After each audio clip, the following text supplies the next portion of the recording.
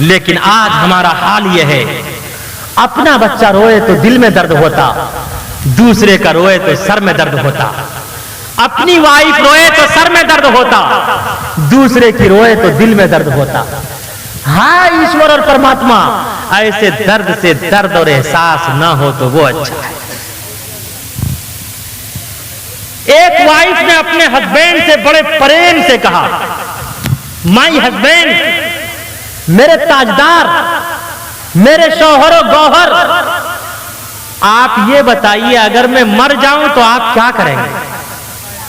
देखिए कितने प्रेम से कहा। क्या कहा? अगर मैं मर जाऊं तो आप क्या करेंगे? शौहर ने कहा मैं पागल हो जाऊंगा। क्या कहा? कारे दूसरा निकाह तो नहीं करेंगे, दूसरी शादी तो नहीं करेंगे, कारे पागल तो कुछ भी कर सकता है। देख लिया, कम नहीं है ये नौजवान, फौरन जज्बे में आते और अपनी वाइफ को 1 2 3 कर दिया करते। याद रखो नौजवानों, बहुत ध्यान पूर्वक से सुनने की जरूरत है।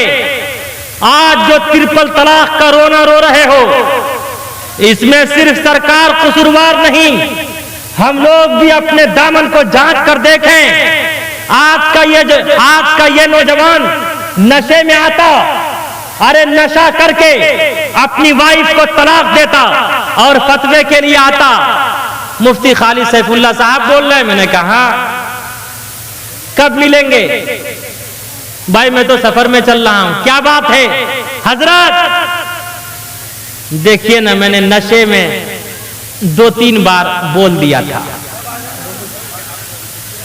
कोई कहता है गुस्से में बोल दिया था। हबे उल्लू का पट्टा, तो मोहब्बत में भी कोई तलाक देता है। कहा नशे में बोल दिया। मैंने कहा नशे में, कहा नशे में बोल दिया। नशे में भी कहीं तलाक होती है हजरत?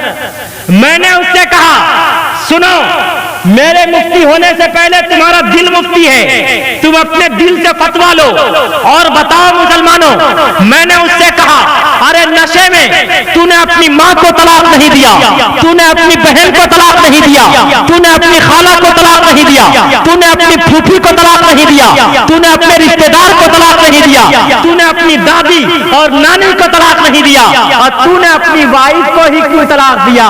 नशे में भी जान रहा है, इतना अक्लमंद है, नशे में भी जान रहा है गोली लगेगी तो इसी को लगेगी, तलाक पड़ेगी तो इसी को पड़ेगी, इसीलिए ना अपनी वाइफ को तलाक दिया है। अरे बोलो, सच्चाई है या नहीं? आपके तरफ तो पता नहीं मुहर्रम खेलते या नहीं खेलते, ताजिया शादी करते या नहीं करते। हमारे तरफ बाज हल्के में करते हैं, बाज हल्के में नहीं करते।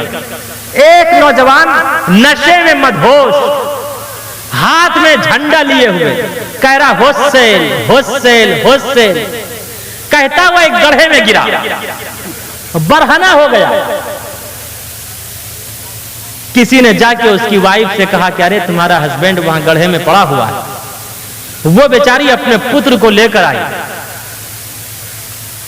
उसके सतर को ढांपा, उसके जिस्म को ढक दिया, कहा मेरे ताजदार चलिए तो सही, घर चलिए, देखिए सारा जहान देख रहा है। वो कह रहा गेट आउट, भागो यहां से। क्या कह रहा है नशे में, लेकिन अंग्रेजी बोल रहा है। हाय रे खान, इतना बड़ा पैठान। क्या कह रहा है? कहा देखिए अपने देख रहे हैं, पराये देख रहे हैं, छोटा देख रहा है, बड़ा देख रहा है, मर्द देख रहा है, औरत देख रही है, चलिए घर चलिए।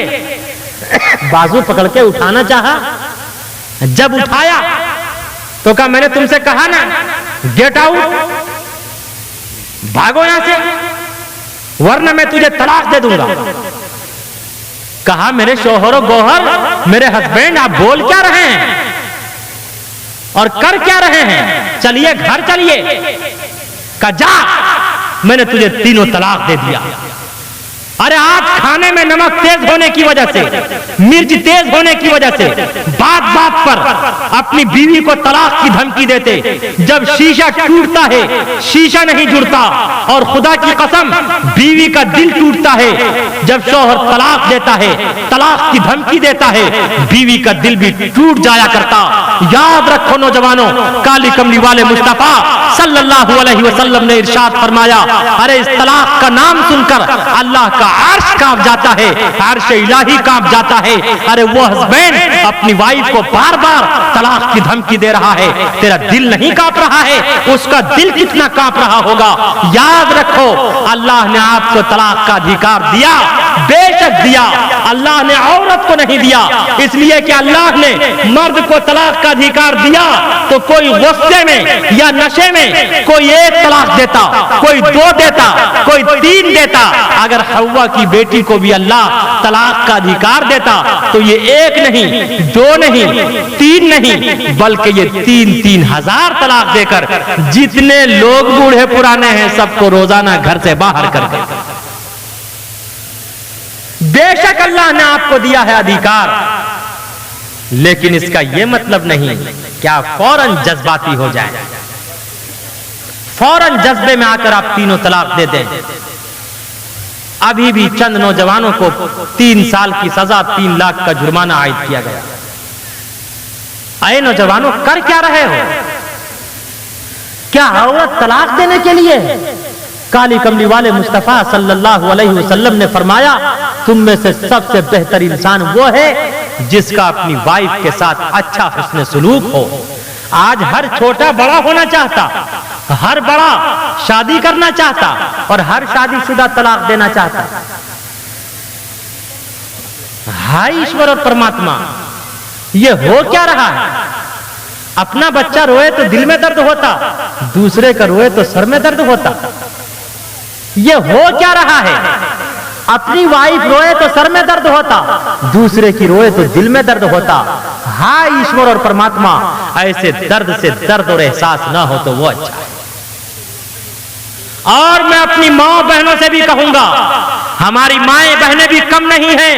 हमारी माएं बहनें ये भी जज्बे में आकर कहती, अगर एक बाप का बच्चा है तो तीनों देकर दिखा। जबकि शादी से पहले ये कितने किलो की होती है? 25-30 किलो की। शादी से पहले 25-30 किलो की होती है। बेचारा शौहर शादी करके लाता है, ये खा खा कर 70-80 किलो की हो जाती है, 1-1 कुंटल की हो जाती है।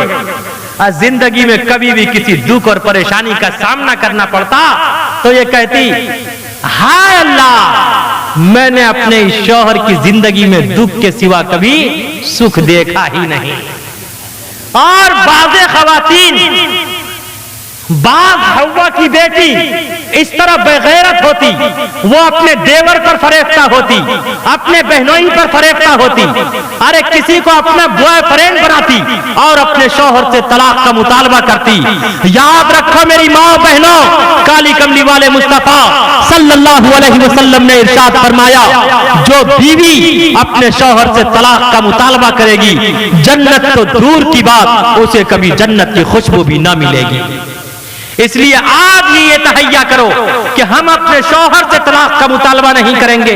हमारी माएं बहनें भी अगर चाहेंगी तो वो तलाक के वाक़यात को कम कर सकती हैं। और ये जो हमारे जिम्मेदार हजरात हैं, ये भी चाहेंगे तो ये भी तलाक के वाक़यात कम कर सकते हैं।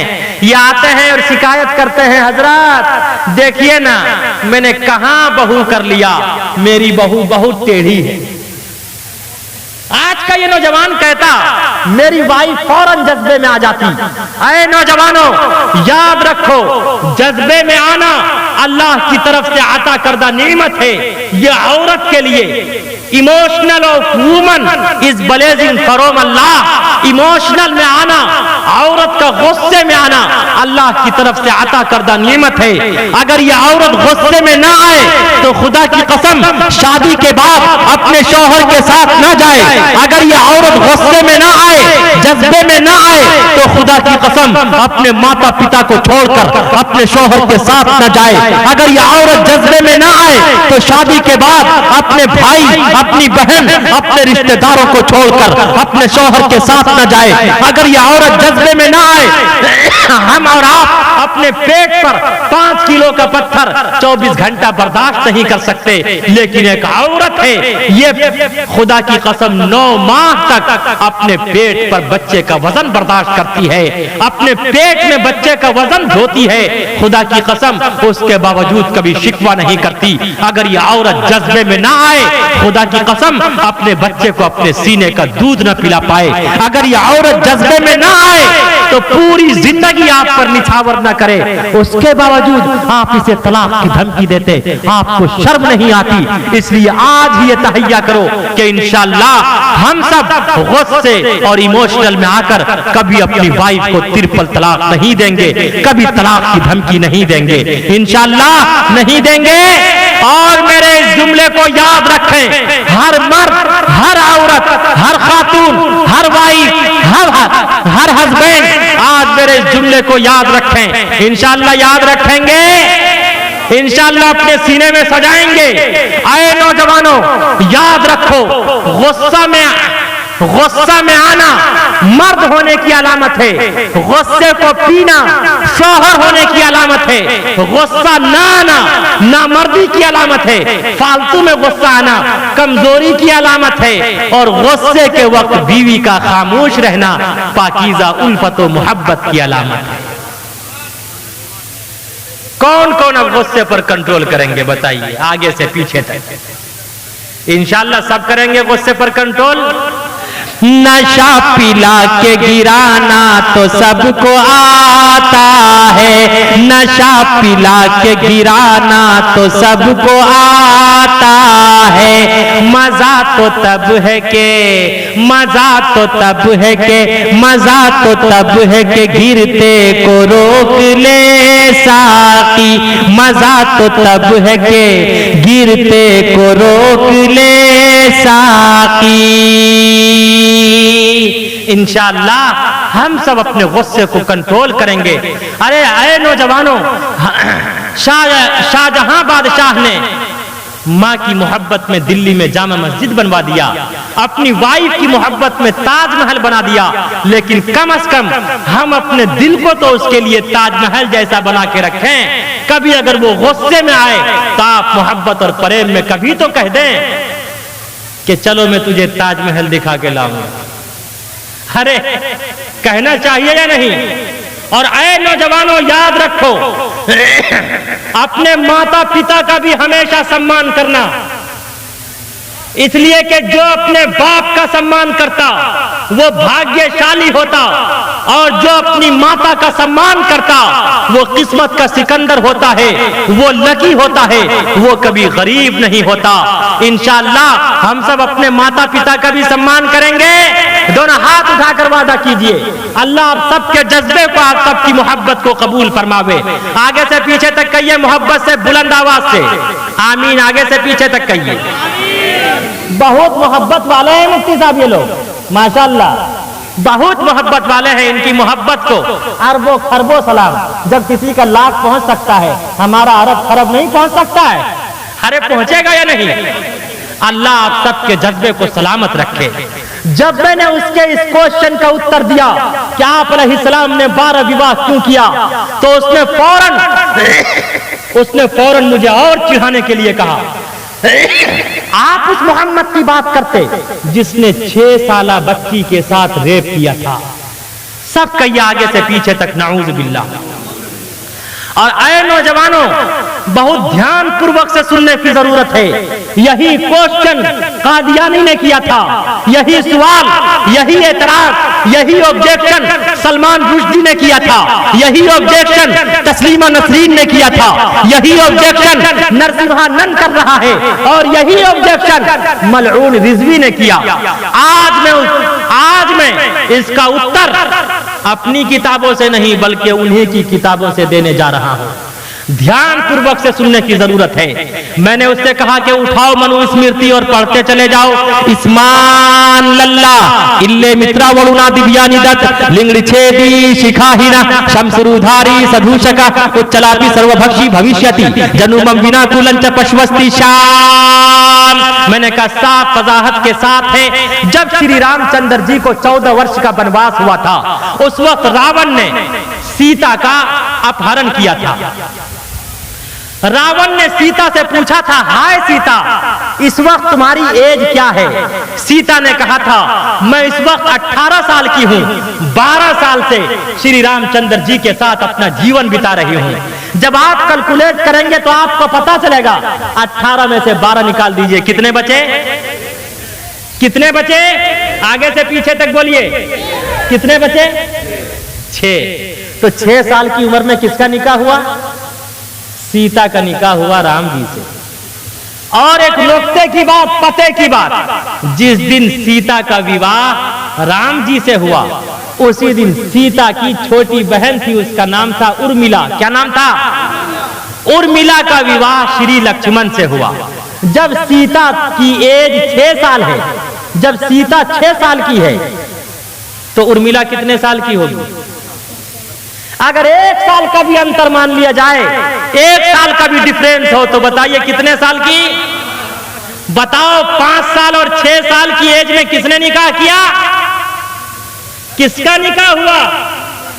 और यही नहीं, बल्कि मैं ये भी कह देता कि 6 साल की अम्मा आयशा सिद्दीका रज़ी अल्लाह ताला अन्हा का निकाह अल्लाह रब्बुल इज्जत ने अर्श पर काली कमली वाले मुस्तफा सल्लल्लाहु अलैहि वसल्लम से बेशक कराया, लेकिन रुखसती हुई 9 साल की उम्र में। नाऊज़ बिल्लाह, अगर आप रेप करते, दुष्कर्म करते, तो 3 साल इंतजार करने की, वेट करने की जरूरत क्या थी? और यहीं पर रुककर मैं यह भी स्पष्ट कर देना चाहता, मजहब इस्लाम ने हर धर्म का और हर धर्म के धर्म गुरुओं का सम्मान किया है, कभी किसी का अपमान नहीं किया। और हमारे पुरखों ने हमेशा मोहब्बत और प्रेम का संदेश दिया है, इसलिए हम भी सम्मान करते हुए बड़े प्रेम से कहते हैं। आप खबरें सुनते रहते हैं, बहुत सी 5 साल 6 साल बच्चियों के साथ रेप किया जाता, वो गर्भवती हो जाती। क्यों? इसलिए कि बच्ची और बच्चियों के बालिगा होने की कोई एज मुतय्यन नहीं होती। जहां की आबो हवा गर्म होती है, वहां की बच्चियां जल्दी बालिगा हो जाती। जहां की आबो हवा सर्द होती है, वहां की बच्चियां ताखीर से बालिगा होती है। हो सकता है कि जब सीता का विवाह राम जी से हुआ हो सकता है सीता 6 साल की उम्र में बालिगा हो गई हो सकता है उर्मिला 5 साल की एज में ही बालिगा हो गई हो। जिस तरह अम्मा आयशा सिद्दीका रज़ी अल्लाह ताला अन्हा, जो अज़वाज में खलीका थी, कायनात में बासलीका थी, बाग़े नबुव्वत की आंदलीबा थी, हबीब खुदा की हबीबा थी, उम्मत पे शफीका थी, कायनात में बासलीका थी। निकाह तो हुआ 6 साल की उम्र में, लेकिन रुखसती हुई 9 साल की एज में। कह दो सुभान अल्लाह। तो ये किसने कहा हमने तुम में लड़ाई होगी? ये बात तो किसी दुश्मन ने उड़ाई होगी। और आज भी जो लोग निकाह के एज को बढ़ाना चाहते हैं, हकीकत यह है कि वो लोग श्री रामचंद्र जी और श्रीमती सीता के भी आइडियल को नहीं अपनाते हैं। अगर वो अपनाते तो 6 दूनी 12, अच्छा 18 से आगे बढ़ाने की कोशिश, अरे बोलो आगे से पीछे तक नहीं करते। इसलिए कि 18 से आगे बढ़ाना खुदा की कसम मुआशरे और समाज को तबाही और बर्बादी के तरफ ले जाने की साजिश है। याद रखो ऐ मुसलमानों, हिंदू मुस्लिम भाइयों, सबसे मुकद्दस, पाक और पवित्र रिश्ता माता और पिता का रिश्ता होता है, और सबसे बड़ा रिश्ता मियां बीवी का रिश्ता होता है, वाइफ और हस्बैंड का रिश्ता होता है। जब तक मियां बीवी का रिश्ता बाकी रहेगा, बाप बेटे का रिश्ता बाकी रहेगा, जब तक मियां बीवी का रिश्ता बाकी रहेगा, चचा भतीजे का रिश्ता बाकी रहेगा, मियाँ बीवी का रिश्ता बाकी रहेगा, दादा पोते का रिश्ता बाकी रहेगा, मियाँ बीवी का रिश्ता बाकी रहेगा, मामू भांजे का रिश्ता बाकी रहेगा, मियाँ बीवी का रिश्ता बाकी रहेगा, नाना नवासे का रिश्ता बाकी रहेगा। जिस दिन मियाँ बीवी का रिश्ता खत्म हो जाएगा उस दिन इंसान इंसान नहीं बल्कि इंसान हैवान बन जाएगा। पूरे माशरे में गुनाह आम होगा, तबाही और बर्बादी के दहाने पर हमारा माशरा और समाज पहुंचेगा और तमाम के तमाम नौजवान गुनाहों में मुलव्विस होंगे। फिर वो दिन दूर नहीं कि अल्लाह इंसान की शक्ल सूरत को खिंजीर और बंदर की शक्ल सूरत में तब्दील कर देगा। हम खंडन करते हैं ऐसे कानून की खंडन हमने पहले भी किया था, आज भी कर रहे हैं और हमेशा करते रहेंगे इंशाअल्लाह, मोहब्बत और प्रेम के साथ। और मैं ये मोहब्बत और प्रेम के साथ ईवान हुकूमत तक ये भी पहुंचा देना चाहता, ऐ हिंदू मुस्लिम भाइयों, आज जो हिंदुस्तान बम और बारूद के ढांचे की शक्ल में नजर आ रहा है, याद रखो बड़ी बड़ी किताबें, बड़ी बड़ी पुस्तकें, बड़े बड़े सहाइफ, बड़े बड़े लिटरेचर पढ़ने से कोई मुल्ला और पंडित नहीं होता। हाँ, अगर कोई 2.5 अक्षर प्रेम का, प्यार का, उल्फत का, मोहब्बत का, प्रेम का, सम्मान का, एक दूसरे के अदब व एहतराम का पढ़ ले और एक दूसरे के अदब व एहतराम और सम्मान का संदेश दे तो उससे बड़ा सज्जन, उससे बड़ा बुद्धिमान इस संसार में कोई व्यक्ति नहीं है, कोई व्यक्ति नहीं है। पोथी पढ़ी पढ़ी जगमुआ पंडित भया ना कोई, पोथी पढ़ी पढ़ी जगमुआ पंडित भया ना कोई, 2.5 अक्षर प्रेम का पढ़ा सो पंडित होय, पढ़ा सो पंडित होय। तो हम सब ने हमेशा एक दूसरे से प्रेम किया है और हिंदुस्तान का जो मूल मंत्र है हिंदू मुस्लिम सिख ईसाई आपस में सब भाई भाई, हम सब हमेशा हम सब ने सबको गले लगाया है और इंशाअल्लाह सबको हमेशा गले लगाते रहेंगे इंशाअल्लाह। आगे से पीछे तक हाथ उठा के बताइए, वादा कीजिए। अंतिम में एट लास्ट में अब आखिरी बात करके अपनी बात में खत्म करता हूं। वक्त ज्यादा हो गया क्या? मैं आखिरी बात करता, बहुत ध्यान पूर्वक से सुनने की जरूरत है। आपने ढेरों चतुर्वेदी को सुना होगा, लेकिन खुदा की कसम जो मैं बताने जा रहा हूं आपने कभी नहीं सुना होगा। आज लोग कितना ही एतराज कर ले मोहम्मद रसूलुल्लाह सल्लल्लाहु अलैहि वसल्लम की जात पर, उससे काली कमली वाले मुस्तफा सल्लल्लाहु अलैहि वसल्लम की जात पर कोई फर्क पड़ने वाला नहीं।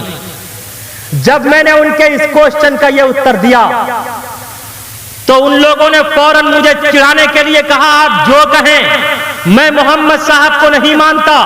मैंने कहा याद रखो, मजहब इस्लाम मानने पर मजबूर भी नहीं करता। ला इकराह फिद्दीन, इस्लाम में कोई जोर और जबरदस्ती नहीं है। हाँ, इतना जरूर है, इन्ना दीन इंदल्लाहिल इस्लाम, अल्लाह फॉरवर्ड दीन इज इस्लाम। और काली कमली वाले मुस्तफा सल्लल्लाहु अलैहि वसल्लम ने मजहब इस्लाम का परिचय कराया। अद्दीन व नसीहा, Islam is the name of benevolence. इस्लाम नाम है मोहब्बत का, इस्लाम नाम है प्रेम का, इस्लाम नाम है सम्मान का, इस्लाम नाम है भूखे को खाना खिलाने का, इस्लाम नाम है नंगे को कपड़ा पहनाने का, इस्लाम नाम है तलवार चलाने वाले को माफ करने का। इसलिए मैं भी मोहब्बत और प्रेम के साथ आपको यह संदेश देना चाहता कि आप कबीर दास को जानते होंगे। उन्होंने कहा जानता हूं। मैंने कहा कबीर दास जी ने आप अलैहिस्सलातु वस्सलाम की तारीफ की, जो कि नरसिम्हानंद का भी, और जितने लोग एतराज करने वाले हैं, ऑब्जेक्शन करने वाले हैं, वो उनके ग्रैंडफादर हुए, दादा हुए। मैंने कहा कबीर दास ने हुजूर की तारीफ की। कबीर दास जी ने कहा आदद निकालो हर चीज के, 4 गुण कर लो भाई, 2 मिलाकर 5 गुण कर लो, फिर 20 के भाग लगाए, बाकी बचे को 9 गुण कर लो और 2 उसमें मिलाए। कहत कबीरा सुन भाई साधु, नाम मोहम्मद क्या है। कबीर दास जी ने कहा दुनिया के किसी भी चीज के नाम का आदद निकालो, आदद निकाल कर उसे 4 से गुना करो, 4 से गुना करने के बाद उसमें 2 मिलाओ, 2 मिलाने के बाद जो आंसर आए फिर उसे 5 से गुना करो, 5 से गुना करने के बाद जो जवाब आए उसे 20 से भाग दो, 20 से भाग देने के बाद जो जवाब आए उसे 9 से गुना करके उसमें 2 मिलाओगे, मोहम्मद बन जाएगा, मोहम्मद के नाम का आदद निकल आएगा। सब कह दो सल्लल्लाहु अलैहि वसल्लम। कबीर दास ने मोहम्मद रसूलुल्लाह की ऐसी तारीफ की कि उसका कोई जवाब नहीं, और वो भी मैथ के हिसाब से। अब मैं देखना चाहता हूं जितने मास्टर्स, डॉक्टर्स, स्टूडेंट्स बैठे हुए हैं, मैं सबका एग्जाम लेना चाहता हूं, देखता हूं किसका माइंड कितना चलता है, कौन कितना एक्टिव है। आप लोग एग्जाम के लिए तैयार हैं? इसलिए कि मुल्ला तो सबका एग्जाम ले लेता है, जब भी कोई मुसीबत में फंसता तो 2 ही चीजों को याद करता है, या मुल्ला याद आता है या मौला याद आता है। तो आप लोग एग्जाम देने के लिए तैयार हैं? कबीर दास जी ने कहा दुनिया के किसी भी चीज के नाम का आदद निकालो, मसलन मोहम्मद, मोहम्मद में 4 हुरूफ हैं, 4 लेटर्स हैं। कितने हैं? डबल मीम है, 1 हा 1 दाल, कितने हुए? 4 हुरूफ हुए। मीम का आदद है 40, 40 और 40 कितने होते हैं? 80। हा का आदद है 8, 80 और 8 कितने हुए? 88। दाल का आदद है 4, 88 और 4 92, 92। ये मोहम्मद सल्लल्लाहु अलैहि वसल्लम के नाम का क्या है? अरे आगे से पीछे तक बोलो, आदद है। बहुत से लोग लिखते हैं 786/92। 786 बिस्मिल्लाह का आदद है, जिसे संस्कृत में कहते हैं ओम। हिंदू भाइयों का गायत्री मंत्र शुरू होता है ओम शब्द से। ओम भूर्भुवः स्वः तत्सवितुर्वरेण्यं भर्गो देवस्य धीमहि धियो यो नः प्रचोदयात्। और हम सब उसे अरबी में कहते हैं बिस्मिल्लाहिर्रहमानिर्रहीम, जिसे अल्लाह अरे कुरान करीम की तमाम सूरतों के शुरू में सजा दिया है। बिस्मिल्लाहिर्रहमानिर्रहीम अल्हम्दुलिल्लाहि रब्बिल आलमीन, बिस्मिल्लाहिर्रहमानिर्रहीम अलिफ लाम मीम, बिस्मिल्लाहिर्रहमानिर्रहीम यासीन, बिस्मिल्लाहिर्रहमानिर्रहीम अर्रहमानु अल्लमल कुरान, बिस्मिल्लाहिर्रहमानिर्रहीम अलम तरा कैफ फ़अल रब्बुका बिअस्हाबिल फील, बिस्मिल्लाहिर्रहमानिर्रहीम कुल अऊज़ु बिरब्बिन नास मलिकिन नास इलाहिन नास मिन शर्रिल वसवासिल खन्नास अल्लज़ी युवस्विसु फी सुदूरिन नास मिनल जिन्नति वन नास। अंग्रेजी में कहते हैं in the name of Allah most benevolent ever merciful. आदद और गिनती के एतबार से कहते हैं 786। लेकिन याद रखो मुसलमानों, 786 और 92 लिखने से सवाब नहीं मिलेगा। मैं यहीं पर रुक कर यह बता देना चाहता, 786 वाली अंगूठी पहनने वाले, तावीज पहनने वाले, अपनी दुकानों पर मकानों पर लिखने वाले, और ये नौजवान इतने बलसर हैं, पल्सर लेते हैं, उस पर लिखते हैं 786। हमारे हिंदू भाइयों की भी 420 देखो, वो भी मोटर और कार जहेज में लेते और गाड़ियों के सामने ओम शब्द का प्रयोग करते। याद रखो नौजवानों, 786 और 92 लिखने से सवाब नहीं मिलेगा।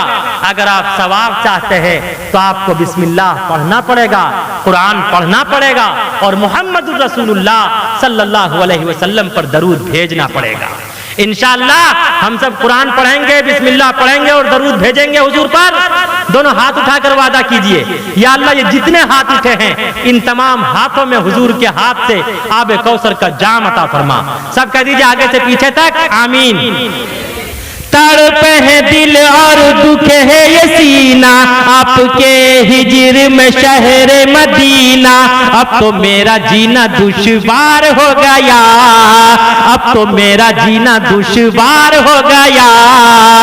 जिसको मेरे मुस्तफा से प्यार हो गया, जिसको मेरे मुस्तफा से प्यार हो गया, बाग़े जन्नत का वो हकदार हो गया। जिसको मेरे मुस्तफा से। मुफ्ती साहब बताइए, छोटे छोटे बच्चे भी अब तक जागे हुए। अल्लाह अल्लाह, ये सब मुफ्ती साहब की बरकत है। मुफ्ती साहब कहते हैं आपकी मोहब्बत में, आप सबकी मोहब्बत में ये मुफ्ती साहब की सियादत और क़ियादत की बरकत है।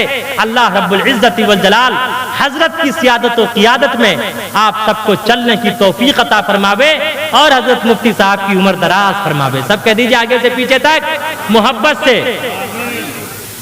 मैं पिछले हफ्ते कोलकाता खिजरपुर है वो चिड़ियाघर जू, उसी के सामने प्रोग्राम था। जहां ठहरा हुआ था उसके 2-3 बच्चे थे। मैंने उससे कहा कि मुन्ना तुझे कुछ याद है? दरूद शरीफ, सूरह फातिहा, दुआ मासूरा, कुल शरीफ कुछ है याद? उसने कहा वो सब तो याद नहीं है, एक कविता याद है। मैंने कहा वो कौन सी कविता है? उसने सुनाना शुरू कर दिया। देखिएगा ये बच्चे पढ़ेंगे, ये बच्चे जो जागे हैं मैं इनके लिए कह रहा हूं, ये बच्चे सुनाना शुरू कर दिया। मैंने कहा क्या? का नानी तेरी मोरनी को मोर ले गया, बाकी जो बचा था काला चोर ले गया। अच्छी नानी प्यारी नानी रूसा रूसी छोड़ दे, जल्दी से एक पैसा दे दे तू कंजूसी छोड़ दे। नानी तेरी मोरनी को मोर ले गया, बाकी जो बचा था काला चोर ले गया। नानी तेरी मोरनी को। हमारी माएं बहनें भी बैठी हैं, वो जिक्र अज़कार, दरूद शरीफ, सूरह फातिहा वो सब में ज्यादा मुलव्विस नहीं होती हैं। अगर वो पढ़ती हैं तो क्या पढ़ती हैं? हत्ता के बच्चे को लोरिया भी देती हैं तो क्या कहती हैं? अरे आवा पारे आवा नदिया किनारे आवा, सोने के कटोरिया में दूध भात ले ले आवा, बबुआ के मुंह में घुटूर, यही ना कहती है।